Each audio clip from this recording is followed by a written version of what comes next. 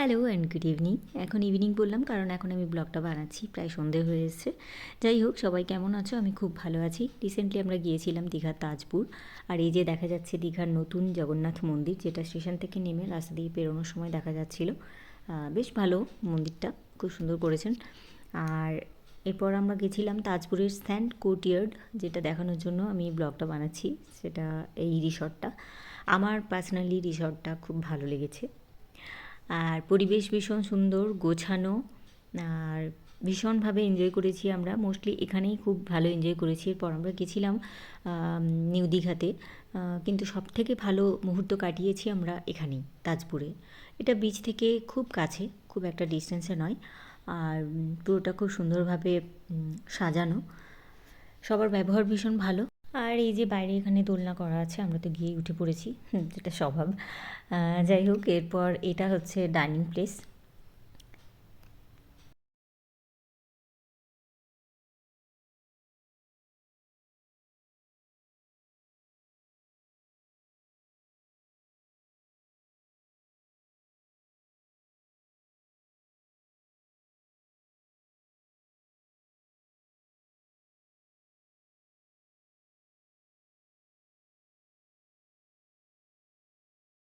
এটা ছিল welcome juice.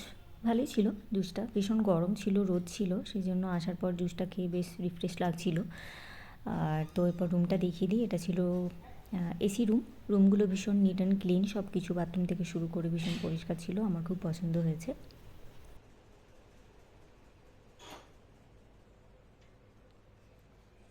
এরপর আমরা স্নান সেরে ফ্রেশ হয়ে চলে গেছিলাম লাঞ্চে। লাঞ্চে প্রথমে একটু ভিডিও করতে আমরা ভুলে গেছিলাম। তো লাঞ্চে এখানে নিয়েছিলাম ভাত, মুগের ডাল, ঝুরি আলু ভাজা, আলু পোস্ত, চিংড়ি মাছের মালাইকারি, চাটনি, পাঁপড়। খাবারের কোয়ালিটি ভীষণ ভালো ছিল। খাওয়া দাওয়ার পর আমরা একটু বিচে গেছিলাম। বিচে একটু আনন্দ ফুর্তি করে এসে রাত্রে এখানে আমরা প্রচুর এনজয় করেছি, প্রচুর আনন্দ করেছি। লাস্টে এক টুকরো ভিডিও আমি দিয়ে দিলাম।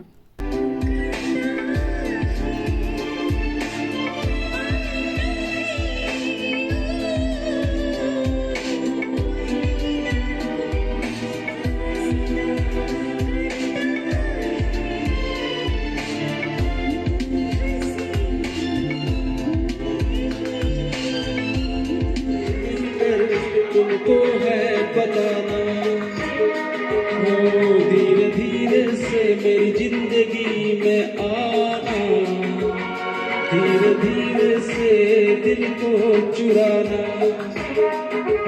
तुमसे प्यार हमें है कितना जान जाना, तुमसे मिलकर तुमको है बताना।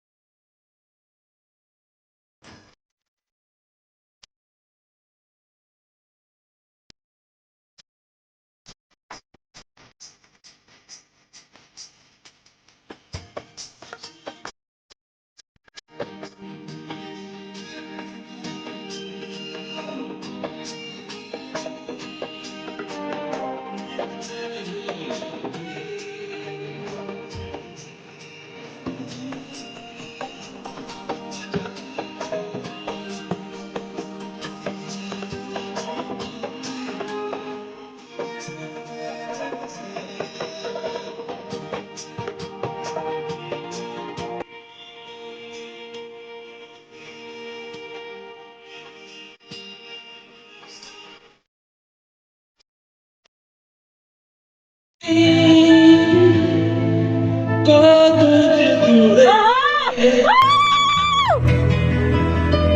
কোথা যে হারিয়ে গেলে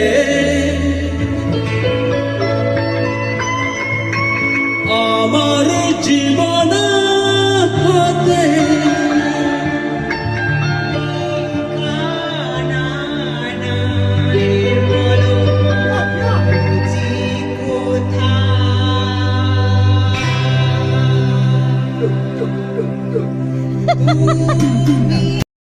তো এই ছিল আজকের ব্লগ।